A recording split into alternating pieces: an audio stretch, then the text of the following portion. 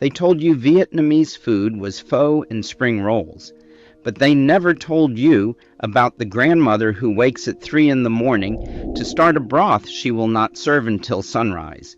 They never told you about the recipes that survived bombs, bans, and displacement, carried not in cookbooks, but in the hands of women who refused to forget. I watched one of those women work in silence last year, and I have not stopped thinking about it since. What she makes every morning is not breakfast. It is an act of defiance, a declaration that her culture is still here, still feeding people, still worth waking up for before the rest of the world opens its eyes. Stay with me, because what you are about to hear is not a food video. It is a history lesson that happens to taste extraordinary. 1. Pho, the broth that refused to die. Before we talk about what is in the bowl, talk about what it costs to keep the bowl alive. Pho broth is not made, it is built. Beef bones, knuckles, marrow, oxtail, roasted in a dry pan until they char at the edges. Then into the water.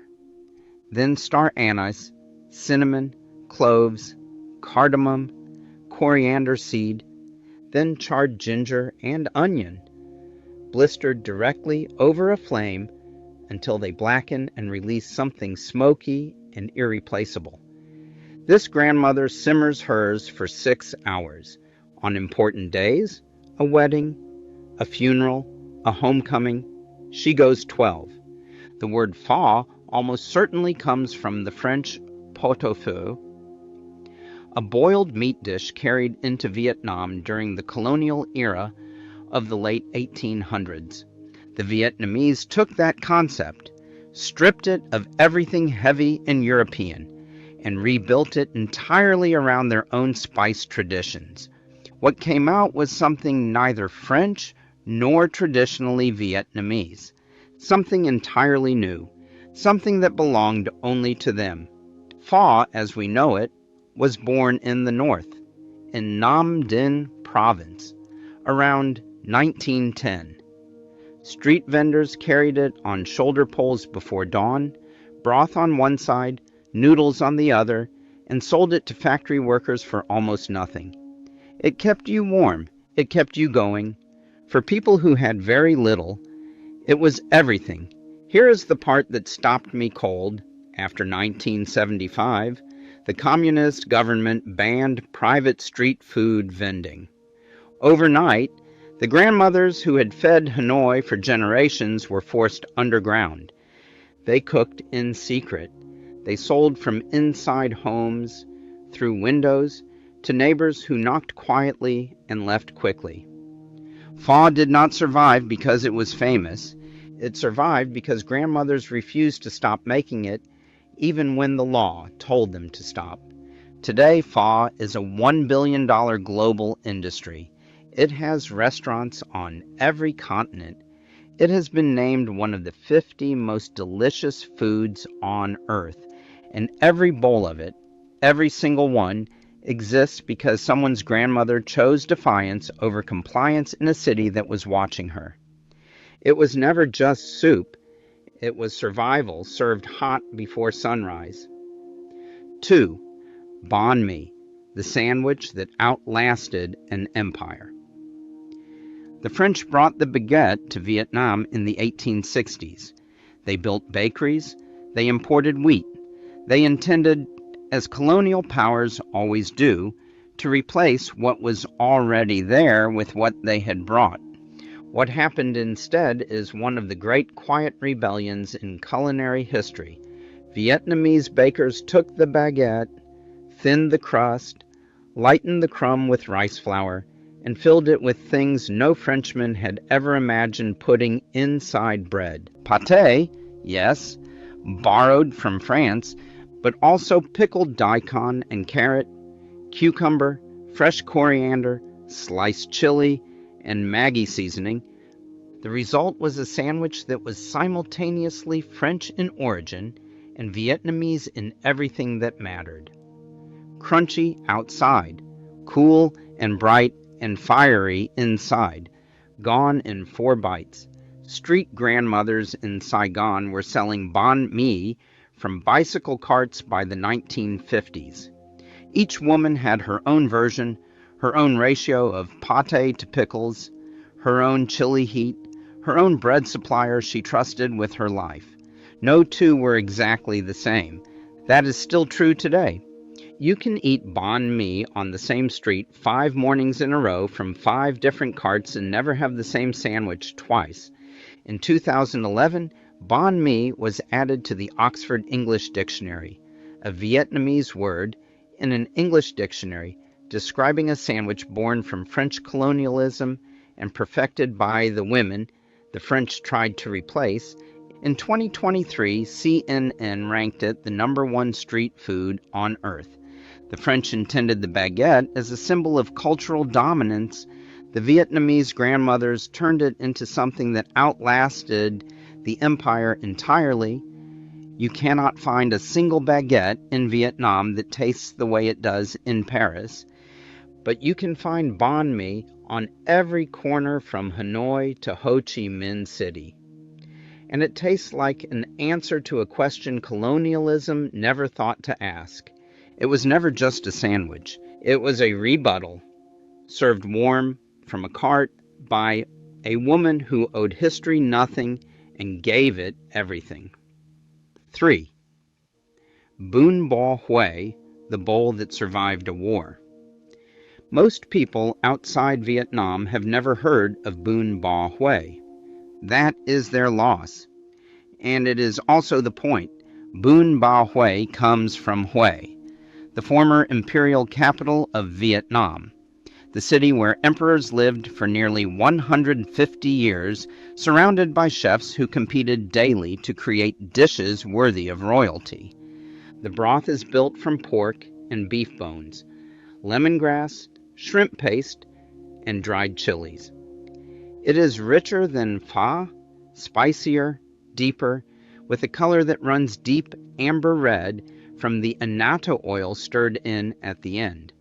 The noodles are thick and round, with enough body to hold up against the broth's intensity. Braised pork hock, sliced beef, congealed pork blood, and a fistful of fresh herbs so bright they look painted. This grandmother serves it the way her mother served it. Everything in the bowl before the broth, never after. The sequence matters. The heat wilts the herbs just enough. The blood cake softens at the edges. The pork hock yields to a spoon without being asked. Here is what nobody tells you. During the Tet Offensive of 1968, Hue was one of the most devastated cities in the Vietnam War. It was bombed, occupied, and fought over for 26 days. Thousands of civilians were killed. The city was rebuilt, but much of what made it Hue, the palaces, the traditions, the way of life, was fractured. The grandmothers who carried Bún bò Huế forward were mostly women who had fled. They carried the recipe in their memory because there was nothing else left to carry. They cooked it in refugee camps, in diaspora communities across America, Australia, and France. They cooked it in small apartments in cities that had never heard of Hue. For children who had never seen it, because it was the taste of a place that no longer existed as it was, and they refused to let it disappear entirely. You can now find Bún bò Huế in Vietnamese restaurants across Los Angeles, Sydney, and Paris.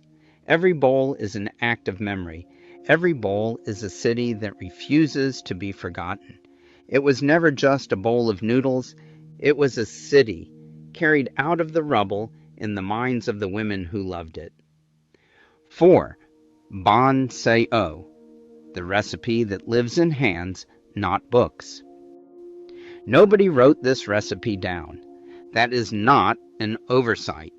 That is the entire story. Banh Sao is a crepe made from rice flour, coconut milk, and turmeric. which gives it a color somewhere between gold and sunlight. The batter hits a very hot, very lightly oiled pan and immediately screams. That violent, sustained hiss is where the name comes from. Banh seo, sizzling cake. Inside the crepe before it folds, shrimp, pork belly, bean sprouts, green onion. The whole thing is folded in half, pressed flat, and served not on a plate, but wrapped in a lettuce leaf with fresh mint, perilla, and fish sauce for dipping. You eat it with your hands. There is no other way. This grandmother makes hers smaller than the Saigon version. Palm-sized, crispier, more coconut milk in the batter so the edges lace and shatter when you bite them. She learned the ratio from her mother, who learned it from hers. She does not know exactly how old the recipe is.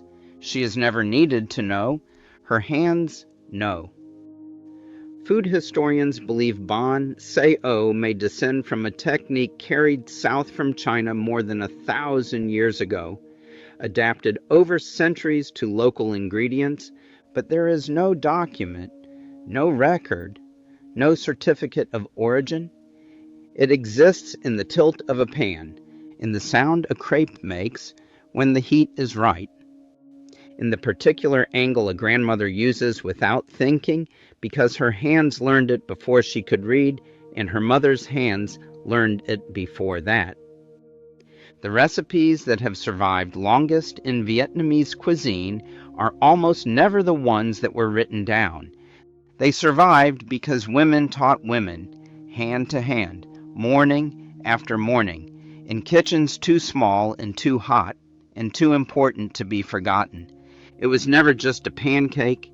It was 1,000 years of women trusting each other enough to pass something on. 5. Café Trung, the cup of coffee that refused to be ordinary. In 1946, Hanoi was at war and everything was rationed. Milk, a staple of the French café culture the city had absorbed for decades, had almost completely disappeared. A bartender named Nguyen Van Giang had a problem. His customers wanted their coffee creamy. He had no cream. What he had was eggs.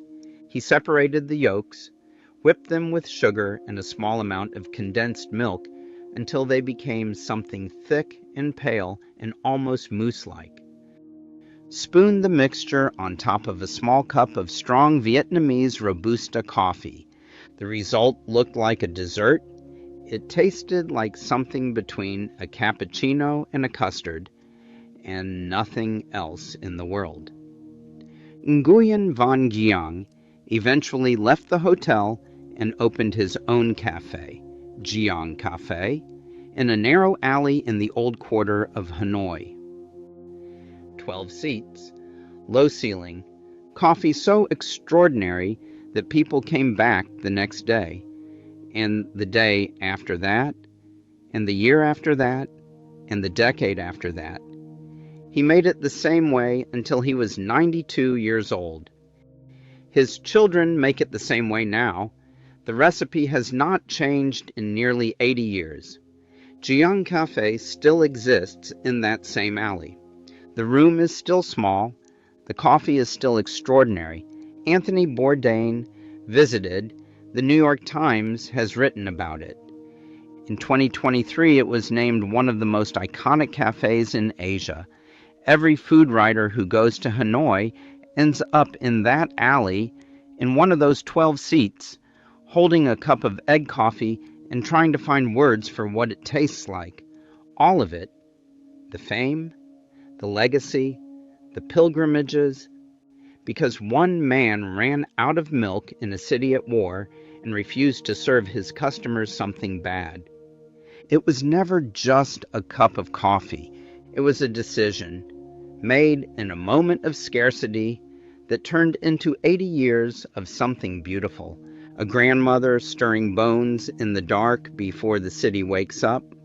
A baker who looked at a French baguette and saw something it had never been. Women fleeing a bombed city with nothing but a recipe in their memory. A crepe that survived 1,000 years because women trusted each other. A bartender with no milk and a decision to make. None of them thought they were making history. They were making breakfast. They were feeding their families, their neighbors, their emperors, their customers.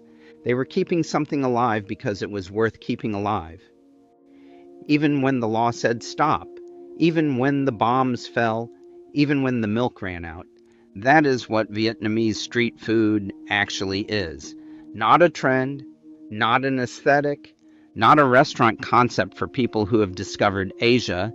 It is a living record of every generation that refused to let something beautiful disappear.